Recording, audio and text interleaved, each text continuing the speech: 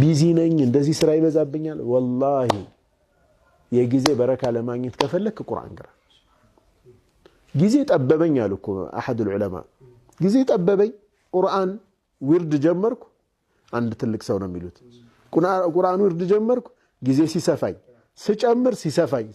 ሲሰፋኝ 10 ጁዝ በቀን ደረሱ እንደኔ ጊዜ ያለው የለም በረከት ነው በቀን 10 ጁዝ ونقرأت لا انتنا الشيخ راجحي رحمة الله عليه يراجحي بانك بالبيت تلك بيزنس مان بليونز اوف دولارز من كساكسو سو بكنا 10 جزء من يرداتشو قبل الصلاة عند جزء اللاتشو قبل بعد الصلاة عند جزء اللاتشو أمس الصلاة لا 10 جزء اللاتشو قبليانا بعديا اللاتشو عند جزء ها ይቻላል ማለት ነው ሰዎች ኖረው አሳይተው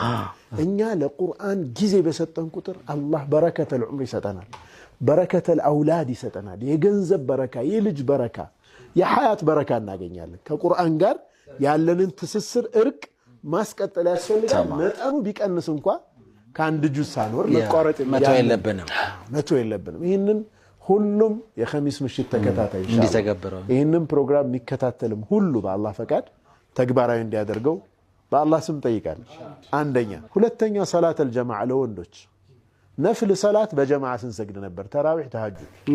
አሁን ፈርድ ሰላት በጀማዓ መቀጠል አለበት ተርቢያው ይሄው ነው እዛ ጋር ነፍላ 20 ረካዓ 8 ረካዓ ስንሰግድ ቆይተን እንዴት 4 ረካዓና 2 ረካዓ ጀማዓ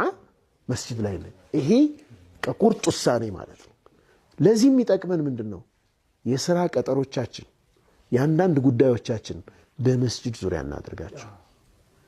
ዙሁር እዚህ ሰግደን እንገናኝ እንባባል ገብቶሃል ዙሁር 6 ተኩል ሊሰገድ አንተ 6 ሰዓት ትልቅ ጉዳይ ይዘህ ካፌ ከተቀጣጠርክ በቃ ወስነህበታል ማለት ነው ሰላቱ ቀርቦ ስለነበር ኦሬዲ በቃ በልተዋል እዚህ ምንድነው የምታደርገው ወይ ከሰላት በፊት ታደርገዋለህ ማለቂያን ጀማዓ ሰላቱ እንዲሆን ታደርጋለህ ወይ መስጂድ ላይ እንገናኝ ትላለህ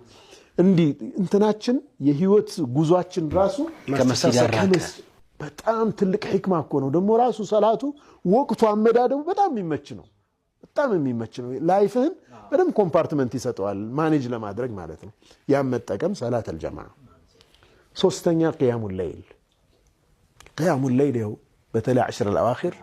የማይሰግድ ሰው በጣም ጥቂት ነው አብዛኞቻችን ለፍተናል እዛ ላይ አይደለም አላህ ይቀበለን አላህ Subhanahu Wa Ta'ala ኢኽላስ ይስጠን ያችን ንስከዘም መውጣት አለብን